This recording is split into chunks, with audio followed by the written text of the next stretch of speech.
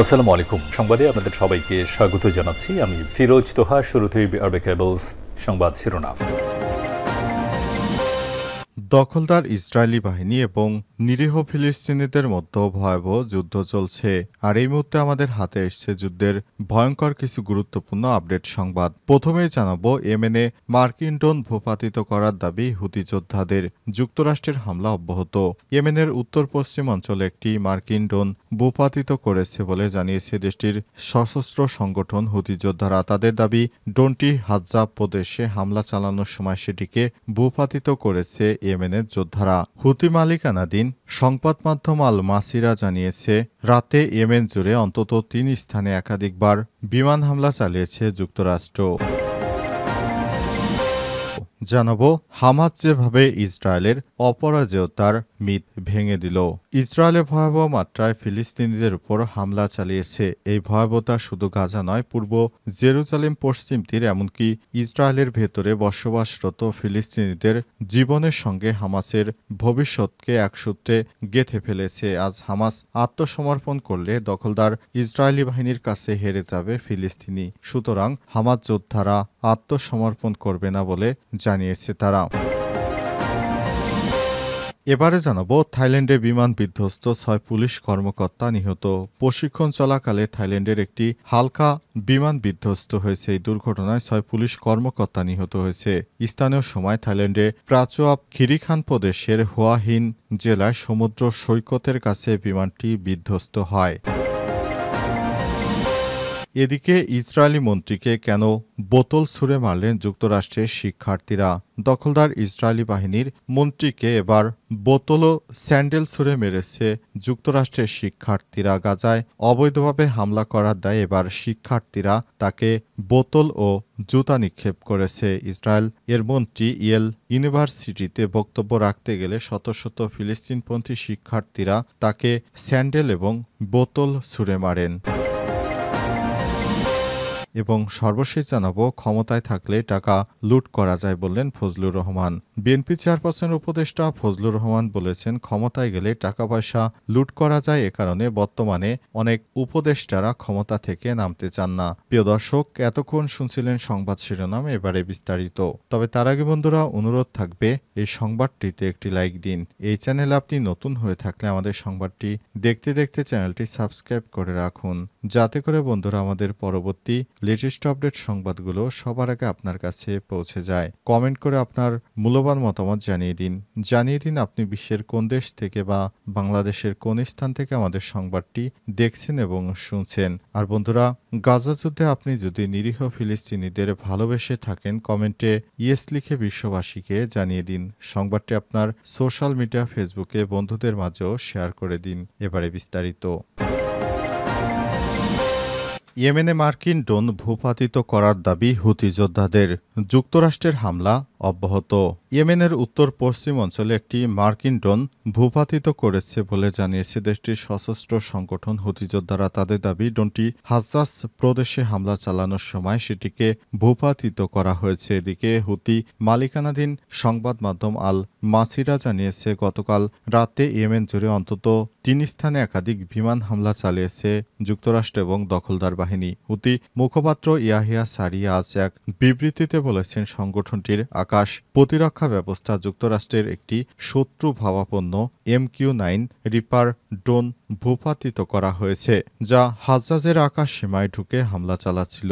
ইয়াহিয়া সারি আরও বলেছেন, চলতি মাসে এটি হুতিদের ভূপাতিত করা ৭ম মার্কিন ড্রোন। গাজার ইসরায়েলি জাতিনিধনমূলক যুদ্ধ শুরুর পর থেকে ভূপাতিত করা ড্রোনগুলোর মধ্যে এটি ২২তম ড্রোন। আল মাসিরা প্রতিবেদনে বলা হয়েছে, গতকাল রাতে লোহিত সাগরে কামরান দ্বীপে একাধিক বিমান হামলা চালায় যুক্তরাষ্ট্র। এছাড়াও পশ্চিম ইয়েমেনে আল সালিফ এলাকায় ২টি এবং উত্তর অঞ্চল সাদা প্রদেশে আল সালিম এলাকায় ৪টি বিমান হামলা চালানো হয়েছে। মার্কিন বাহিনীর মার্চ থেকে প্রায় প্রতিদিনই ইয়েমেনে ভয়াবহ হামলা চালাচ্ছে। তাদের দাবি, হুতিদের ঘাঁটি লক্ষ্য করে এসব হামলা করা হচ্ছে। এসব হামলা এখন পর্যন্ত ২০০ জনের বেশি মানুষ নিহত হয়েছে, যার মধ্যে অধিকাংশ নারী ও শিশু রয়েছে বলে জানা গেছে ওই প্রতিবেদনে।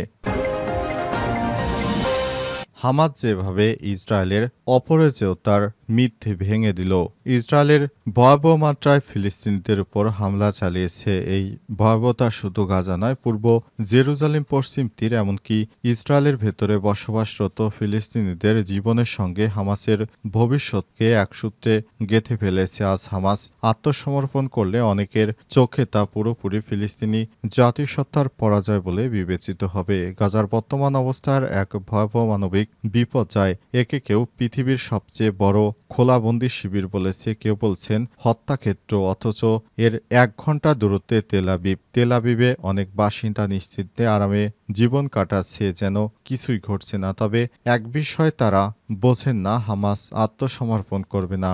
যে কেউ ভেবে নিচ্ছেন হামাসের নেতারা ব্যর্থ হয়ে পালিয়ে যাবেন, যেমন একসময় ফাত্তা করেছিল, তাদের এই ভাবনা প্রমাণ করেছে ইসরায়েলি প্রধানমন্ত্রী নেতানিয়াহু তার প্রতিপক্ষকে কতটা ভুলভাবে বুঝেছেন। ১৮ মাসের যুদ্ধে এই মাসের অবরোধ তার যন্ত্রণা নিপতিত এক জনগোষ্ঠীকে এমন প্রস্তাব দেওয়া হয়েছিল যা কার্যত আত্মসমর্পণের সমান। প্রস্তাব ছিল সব বন্দী মুক্তির বিনিময়ে দেয়া হবে ৪৫ দিনের খাবার ও পানি, আর হামাস নিরস্ত্র হতে হবে। তবে হামাস সরাসরি না করে তারা জানিয়েছে, আমরা কোনো ধরনেরই আত্মসমর্পণ করব না। আত্মসমর্পণ হামাসের সংবিধানে নেই। তারা বলছে, আমরা আত্মসমর্পণ করলে আমরা অনেকটা ধ্বংসের দিকে চলে যাব। সুতরাং কোনো ধরনের আত্মসমর্পণ হামাস করবে না। হামাস সব সময় যেভাবে আগেও লড়াই করেছে, এখনো সেই একইভাবে তারা লড়াই করবে। তারা লড়াই করে বাঁচতে চায়, লড়াই ছাড়া উপায় নেই।